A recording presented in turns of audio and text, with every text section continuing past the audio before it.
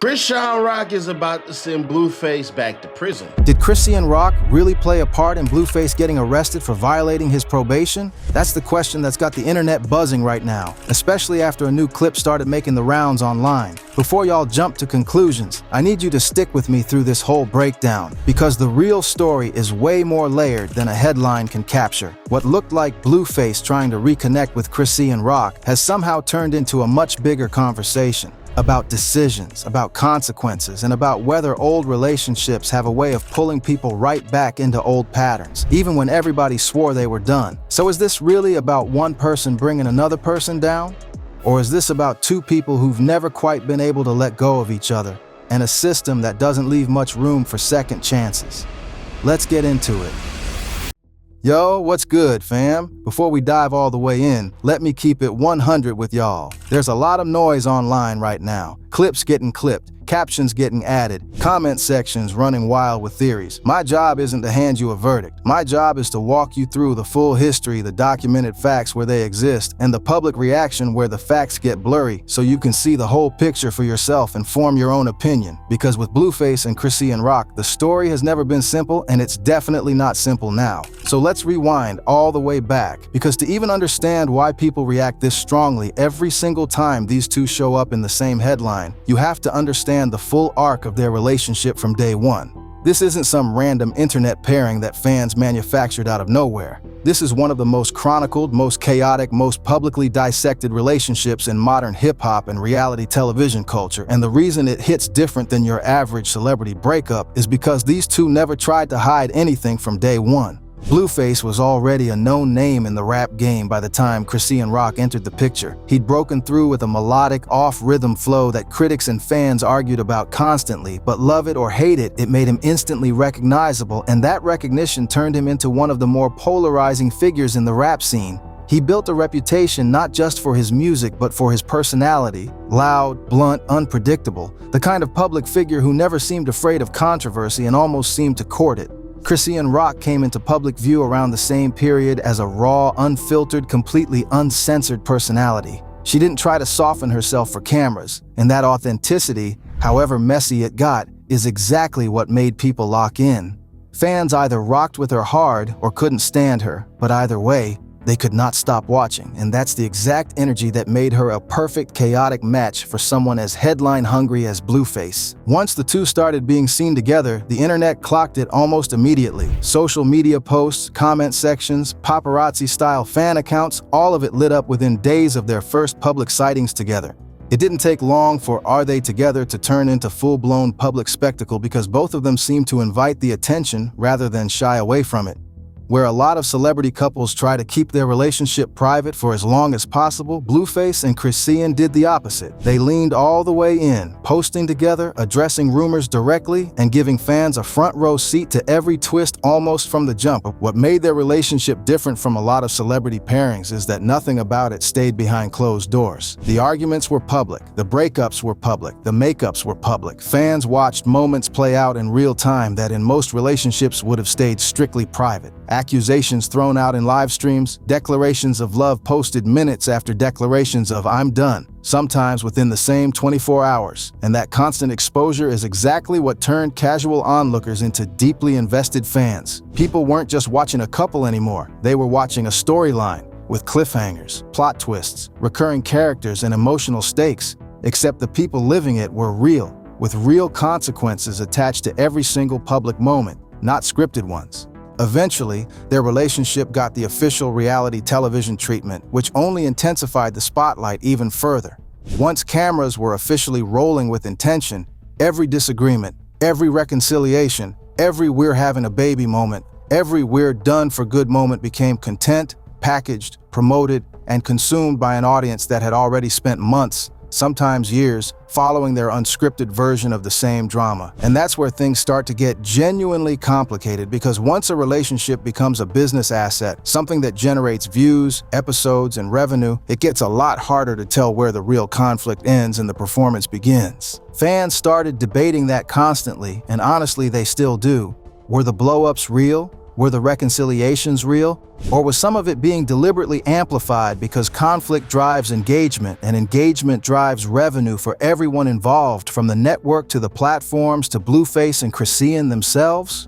That blending of entertainment, business, and genuine personal conflict became one of the defining characteristics of their relationship, and it's a huge part of why so many people still can't look away every single time a new clip drops involving either of them. Through it all, there were viral moments that fans still bring up to this day, moments that have basically become reference points in internet culture at this point, public arguments that turned into trending topics within hours, accusations thrown out in interviews, on live streams and comment sections, sometimes contradicting what either of them had said just days earlier, custody and co-parenting conversations playing out with a level of public scrutiny that most new parents, celebrity or not, never have to deal with, including detailed breakdowns from strangers online about who's the better parent, who's more reliable, who's more present. Every single chapter added another layer to the story, and every breakup felt less like a true ending and more like a pause before the next chapter started up again. That pattern is exactly why, when new headlines surface connecting the two of them again, longtime fans don't react with surprise anymore. They react with a kind of exhausted familiarity, like watching a show they've already predicted the plot of multiple times over, but somehow still can't stop tuning into. It's almost become a genre of its own at this point within celebrity culture. The never-ending Blueface and Chrisean cycle, breakup, reconciliation, controversy, repeat, with each round pulling in a slightly different mix of sympathy, judgment, and pure entertainment from the audience watching. Now let's shift into the legal side of this.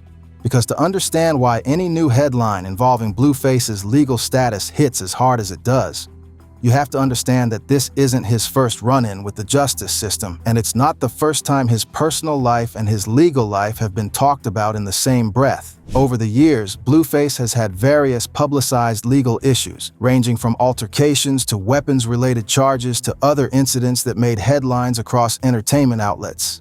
Depending on the specific case, those situations have come with probation terms, court appearances, and conditions he was expected to follow as part of whatever resolution was reached. Probation, for those who might not fully understand how it works, isn't just a slap on the wrist, and it's worth breaking down clearly. It's a legal arrangement that comes with real, enforceable conditions attached. Regular check-ins with a probation officer, restrictions on certain behaviors, sometimes restrictions on travel, sometimes restrictions on contact with specific people, or being present in certain situations depending on what the underlying case involved. And any violation of those terms, whether it's something obviously serious or something that seems minor on the surface, can bring consequences far more severe than the original charge ever was, including the very real possibility of the original sentence being reinstated in full. That's why probation status follows someone like a shadow, especially someone already living under this much public attention. That's important context because when people hear probation violation attached to a celebrity, especially one with a track record of public legal trouble, the reaction is almost automatic. People assume the worst, people assume a pattern, and people start trying to connect whatever new incident is being discussed to the larger narrative of, here we go again. Whether that's fair to him as an individual is a separate conversation entirely, but it's exactly why any new legal headline involving Blueface gets amplified so quickly across social media and entertainment blogs alike, because there's already a documented history for the public to draw from, even when the specific details of any new situation haven't been fully confirmed or clarified through official channels yet. Now here's where the story gets interesting, because this is where Chrisean Rock's name re-enters the conversation and where we need to talk plainly about both their problems and why Blueface appeared to keep trying to see her despite everything that's already happened publicly between them.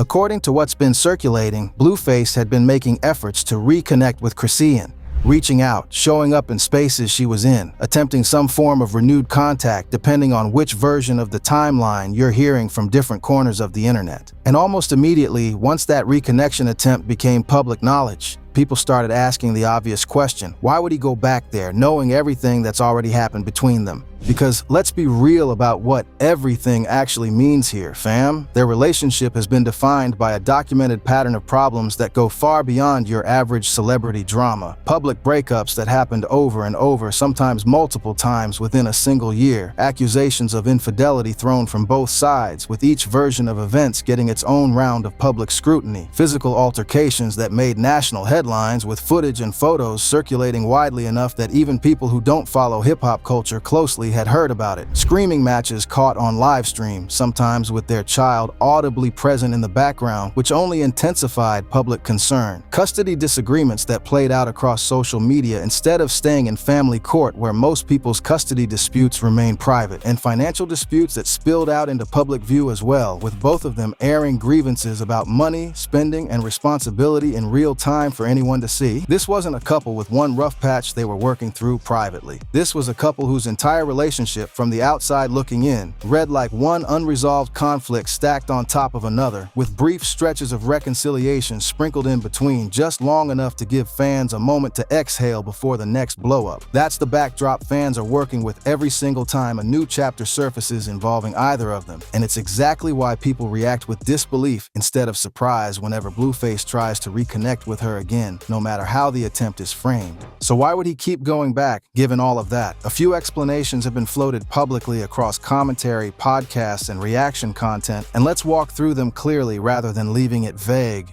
First, there's the co-parenting reality, which is probably the most concrete and least speculative of the explanations. They share a child together, and that alone creates a permanent, ongoing reason for contact that has absolutely nothing to do with romance and everything to do with parental obligation. Custody arrangements, holidays, medical decisions, school decisions, day-to-day logistics around who has the child when. None of that simply disappears just because the romantic relationship has ended, no matter how badly it ended. Second, there's the public image angle, which can't be ignored given how famous both of them are individually and as a pair. When a relationship has been this documented, this thoroughly memed, this deeply embedded into both of their public personas at this point, stepping fully away from it isn't just a personal decision, it becomes a public one too. Every move either of them makes gets interpreted by an audience that's been trained over years of watching to read into every single interaction as part of the ongoing story. That kind of attention can create a strange gravitational pull, where even genuine attempts to move on get framed by the public as they're just going through another cycle again, which in turn can make it harder for either person to fully separate from the narrative, regardless of what their actual personal intentions might be. Third, and this one is the most human of the three, there's the simple emotional pull that exists in any relationship with this much shared history, this much chaos survived together, and this much public investment poured into it by outsiders. People who've been through intense, public, chaotic relationships often describe a kind of magnetic, unfinished business, a pullback toward the familiar, toward the one person who actually understands the full weight of what they went through together because they lived through it side by side. That doesn't make it healthy, and it doesn't mean it's the right decision for either of them long term. But it does help explain on a basic human level why two people who've hurt each other publicly, repeatedly, and painfully might still find themselves reaching back toward one another even after swearing it was over for good. I want to be clear that these are explanations people have offered to make sense of his behavior from the outside, not confirmed statements from Blueface himself about his actual motivations. Nobody outside the two of them actually knows what was going through his head during any of this, and I'm not going to pretend I do either. But these are the reasons that keep surfacing across public commentary every single time this topic comes back up, and now you've got them laid out plainly instead of buried in vague language. Interpretation is not the same as fact, and I want y'all walking away from this section understanding that distinction clearly before we move forward. Now let's talk about the actual clip itself, because this time there's more to point to than just reaction and body language like a lot of past viral moments involving these two. In the clip, Chrisean is heard saying that Blueface had booked a late trip to Baltimore, and she references a text exchange between the two of them about it directly. She says she hadn't aired this out publicly before because, in her words, she was trying to protect him, directly pointing out that he's on probation and that traveling around Baltimore without permission could put him at risk legally. She also brings up their child in the same breath, saying he left the baby with his dad without telling her first, and that she'd already put her foot down about that exact issue the night before this clip was recorded. At one point, she references a text she sent, number 3, and clarifies on camera that the 3 was actually meant for someone working as a camera operator on set, not for Blueface directly, almost like she's preemptively correcting a misreading before anyone could even make it. From there, the clip goes further and actually shows receipts, which is part of why it spread the way it did. Chrisean is shown holding up her phone, displaying what appears to be a flight confirmation from Los Angeles to Baltimore, along with a text conversation thread underneath it. On screen, a message reads that he was just letting her know whether he should cancel, adding that she always gets weird after he spends his own money, calling the whole situation annoying. Her replies, shown right there in the thread for viewers to read themselves, push back on that characterization directly. She responds that he's the one who's been weird, that he's got a lot of hate, and that it's been directed toward her specifically, not the other way around. What it shows is that a flight to Baltimore was booked, and that there was a real text disagreement about money and tone between them, documented in writing. What it doesn't show is independent confirmation of his actual probation terms, whether traveling to Baltimore specifically violated those terms, or any official legal determination on the matter from a court or his probation officer. Booking a flight and having tension over a text message is one thing. Whether that trip legally constitutes a probation violation is a separate question entirely, one that depends on the specific conditions of his probation, which isn't something a screenshot of a flight itinerary can settle on its own, no matter how dramatic the moment feels watching it unfold. Now, when you put this moment next to everything else that's defined their relationship over the years, it fits right into the same recognizable pattern. Disagreements that started privately, ended up aired publicly, and pulled in real stakes like custody and now, potentially, his legal standing on top of everything else. Their reality television era already showed audiences just how much of their day-to-day conflict played out on camera, from custody discussions to financial disagreements to personal insecurities laid bare for millions of strangers. So a moment like this one doesn't feel out of place when you consider their full history together. It feels like the latest entry in a relationship that has never quite been able to keep its conflicts contained behind closed doors, no matter how many times either of them has said they wanted privacy going forward.